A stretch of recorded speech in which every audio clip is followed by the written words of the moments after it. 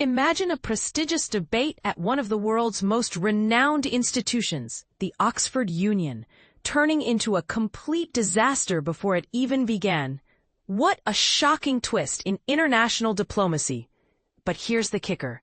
Indian Speaker Sai Deepak is accusing Pakistan of pulling a sneaky gambit to dodge the confrontation, leaving us all wondering if this is just poor planning or something more calculated.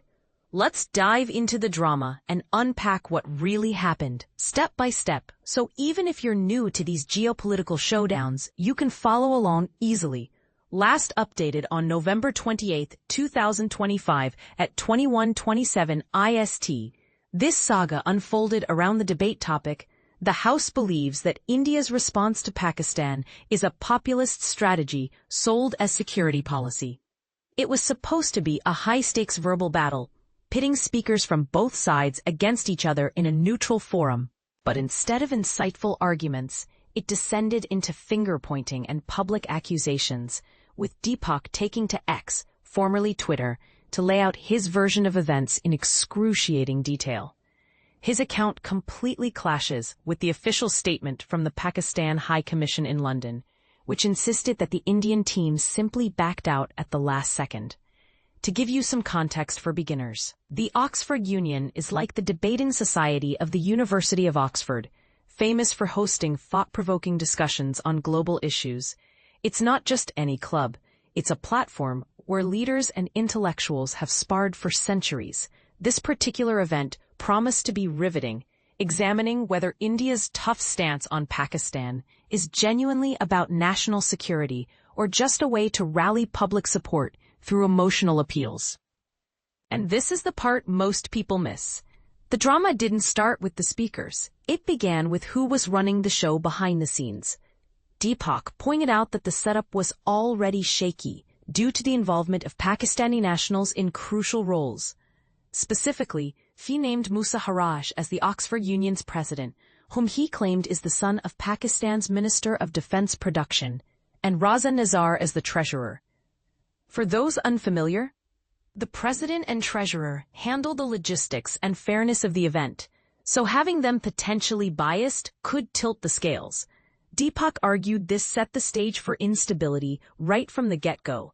Things got even more complicated when the original Indian heavyweights, former Chief of Army Staff General Naravane and economist Dr. Subramanian Swamy, had to drop out just 2 days before due to unavoidable personal commitments. It was a scramble to find replacements, but Deepak, ready to champion India's position, quickly brought in Manu Khajuria and PT Satish K. Sharma, both based in the UK.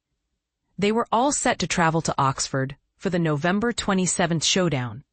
But here's where it gets controversial. The whole thing fell apart mere hours before kickoff. Deepak shared that he got a call at 3:13 p.m., informing him that the Pakistani delegation, featuring big names like Hina Rabbani Khar and Khawaja Muhammad Asif, hadn't even arrived in London yet. Faced with this uncertainty, the Indian team decided not to make the trip to Oxford, effectively cancelling their participation. Then, in a turn that Deepak labeled as farcical, he later received confirmation that the Pakistani team had actually landed and were checked into a hotel right in Oxford. This revelation sparked a furious backlash from Deepak, who blasted the Pakistani side for deserting the battlefield even before the battle begins, a strong suggestion that they chickened out of facing live, unscripted debate. He didn't hold back in criticizing the Oxford Union's leadership either, accusing them of letting the institution get dragged in muck and turning it into a puppet for the Pakistan High Commission. It's a bold claim that could fuel debates about institutional neutrality. After all, should a university body be so closely tied to national interests? Adding to the uproar, Shiv Sena UBT lawmaker Priyanka Chaturvedi chimed in on social media, poking fun at Pakistan's side. She tweeted, "Pakistan is crying again over an Oxford Union debate. This is for the record. Once again, they have proved to be liars." Expecting any better from them was not even on my list, laughing, with a link to the original post. Her words echoed on November 28, 2025, amplifying the mockery and highlighting the emotional undercurrents. On the flip side, the Pakistan High Commission issued a statement expressing regret that the Indian delegation, originally listed as General Naravane, Dr. Subramanian Swamy, and Sachin Pilot, had withdrawn at the last minute, essentially giving Pakistan a walkover. They portrayed it as a sign of India's lack of confidence in justifying its security policies during a neutral and intellectually rigorous debate. This counter-narrative paints a different picture, suggesting the Indians were the ones avoiding scrutiny, which adds another layer of intrigue to who's really telling the truth. For example, think about how international debates like this are meant to foster understanding, but accusations of bias or cowardice can turn them into battlegrounds for propaganda. Is it fair to question the courage of participants based on logistics hiccups? Or does this expose deeper geopolitical tensions?